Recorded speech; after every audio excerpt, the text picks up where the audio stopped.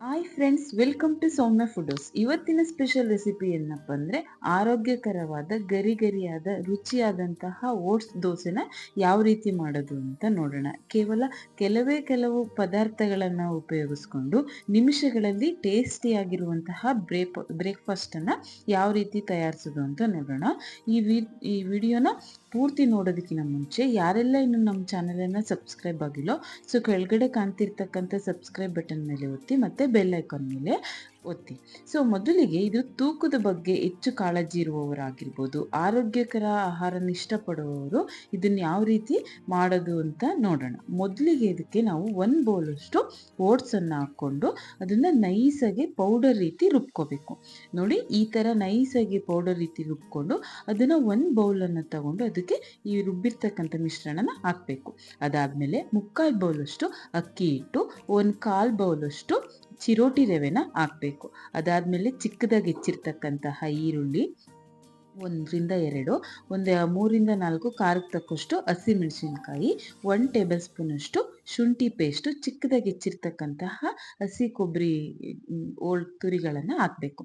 ಅದಾದಮೇಲೆ ಅರ್ಧ ಟೇಬಲ್ ಸ್ಪೂನಷ್ಟು ಜೀರಿಗೆ, 1/4 ಟೇಬಲ್ ಸ್ಪೂನಷ್ಟು ಕಾಳು ಮೆಣಸಿನ ಪುಡಿ, ಅದಾದಮೇಲೆ ರುಚಿಗೆ ತಕ್ಕಷ್ಟು 1/3 ಟೇಬಲ್ ಸ್ಪೂನಷ್ಟು ಉಪ್ಪನ್ನು ಹಾಕಿ ಕೊನೆಗೆ ಸ್ವಲ್ಪ ಕೊತ್ತಂಬರಿ ಸೊಪ್ಪನ್ನು ಹಾಕ್ಬಿಟ್ಟು ಇದಕ್ಕೆ 1 ಬೌಲಷ್ಟು ನಾವು ಮೊಸರನ್ನು ಹಾಕ್ಕೋಬೇಕು. ಅಂದರೆ ನಾವೆಷ್ಟು ಪ್ರಮಾಣದಲ್ಲಿ ಓಟ್ಸನ್ನು ತಗೊಂಡಿರ್ತೀವೋ ಅಷ್ಟೇ ಪ್ರಮಾಣದಲ್ಲಿ ಮೊಸರನ್ನು ಹಾಕಿ ಮೊದಲಿಗೆ ಇದಷ್ಟು ಪದಾರ್ಥ ನೀಟಾಗಿ ಮಿಕ್ಸ್ ಆಗಬೇಕು.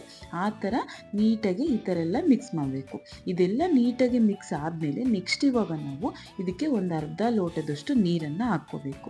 ನೀರನ್ನು ಹಾಕಿ ಈ ಥರ ಒಂದು ಬೀಟರ್ ಸಹಾಯದಿಂದ ಆಗಿರ್ಬೋದು ಅಥವಾ ನಾವು ಒಂದು ಸೌಟಿನ ಸಹಾಯದಿಂದನಾದರೂ ಆಗ್ಬೋದು.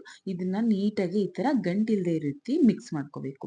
ನಿಮಗೆ ಇದು ಗಟ್ಟಿ ಅನಿಸಿದರೆ ಇನ್ನೂ ಸ್ವಲ್ಪ ನೀರು ಹಾಕ್ಕೊಂಡು, ಅಥವಾ ತೆಳ್ಳಗೆ ಅನಿಸಿದ್ರೆ ಇಷ್ಟೇ ಸಾಕು, ಇಷ್ಟನ್ನು ಹಾಕ್ಕೊಂಡು ನೀಟಾಗಿ ಮಿಕ್ಸ್ ಮಾಡಬೇಕು. ನೋಡಿ, ದೋಸೆ ಹಿಟ್ಟಿನ ಅದಕ್ಕೆ ಬರಬೇಕು, ಆ ಥರ ಇದನ್ನು ನೀಟಾಗಿ ಮಿಕ್ಸ್ ಮಾಡ್ಕೋಬೇಕು. ಇದೆಲ್ಲ ನೀಟಾಗಿ ಮಿಕ್ಸ್ ಆದಮೇಲೆ ಇವಾಗ ನಾವು ಗ್ಯಾಸ್ ಮೇಲೆ ಒಂದು ಪ್ಯಾನನ್ನು ಕಾಯೋದಕ್ಕೆ ಇಡಬೇಕು. ಅದು ಕಾದ್ಮೇಲೆ ಈಗ ನಾವು ಮಿಕ್ಸ್ ಮಾಡ್ಕೊಂಡಿರ್ತಕ್ಕಂತಹ ಮಿಶ್ರಣ ಇತ್ತಲ್ಲ, ಅದನ್ನು ನಮಗೆ ಎಷ್ಟು ಬೇಕು ಅಷ್ಟು 1-2 ಟೇಬಲ್ ಸ್ಪೂನ್ ಅಷ್ಟು ಹಾಕ್ಕೊಂಡು ಈ ಥರ ರೌಂಡ್ ಶೇಪಲ್ಲಿ ನೀಟಾಗಿ ಅದನ್ನು ಹರಡಬೇಕು.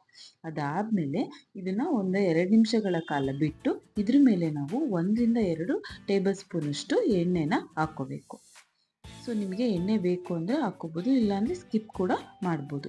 ಇದೆಲ್ಲ ಆದಮೇಲೆ ಒಂದು ಲಿಡ್ನ ಕ್ಲೋಸ್ ಮಾಡಿ 5 ನಿಮಿಷಗಳ ಕಾಲ ಬಿಟ್ಟಾಗ ಈ ಥರ ಗೋಲ್ಡನ್ ಬ್ರೌನ್ ಕಲರ್ ಬಂದಿರುತ್ತೆ. ಸೊ ಆವಾಗ ಅದನ್ನು ಮತ್ತೆ ನಾವು ಈ ಥರ ಎರಡೂ ಸೈಡಲ್ಲೂ 10 ನಿಮಿಷಗಳ ಕಾಲ ಮೀಡಿಯಮ್ ಫ್ಲೇಮಲ್ಲಿ ಇದನ್ನು ನಾವು ಬೇಯಿಸ್ಕೋಬೇಕು. ನೋಡಿ, ಈ ಥರ ಬೇಯಿಸ್ಕೊಂಡ್ರೆ ಬಿಸಿ ಆಗಿರುವಂತಹ ಗರಿಗರಿ ಆಗಿರುವಂತಹ ಆರೋಗ್ಯಕರವಾದಂತಹ ಓಟ್ಸ್ ದೋಸೆ ರೆಡಿ. ಸೊ ನೋಡಿದ್ರಲ್ಲ, ಎಷ್ಟು ಈಸಿಯಾಗಿ ಹೆಲ್ತಿ ಆಗಿರುವಂತಹ ಓಟ್ಸ್ ದೋಸೆನ ನಾವು ಮನೆಯಲ್ಲಿ ಬ್ರೇಕ್ಫಾಸ್ಟ್ಗೆ ಮಾಡ್ಬೋದು ಅಂತ.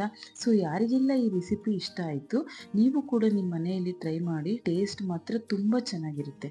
ಸೊ ಯಾರಿಗೆಲ್ಲ ಈ ವಿಡಿಯೋ ಇಷ್ಟ ಆಯಿತು, ಇನ್ನು ಯಾರೆಲ್ಲ ನಮ್ಮ ಚಾನಲನ್ನು ಸಬ್ಸ್ಕ್ರೈಬ್ ಆಗಿಲ್ಲೋ ಸಬ್ಸ್ಕ್ರೈಬ್ ಆಗೋದನ್ನು ಮರಿಬೇಡಿ. ನಿಮ್ಮ ಫ್ರೆಂಡ್ಸ್ ಆ್ಯಂಡ್ ಫ್ಯಾಮಿಲಿಗೂ ಈ ವಿಡಿಯೋನ ಶೇರ್ ಮಾಡಿ. Thank you for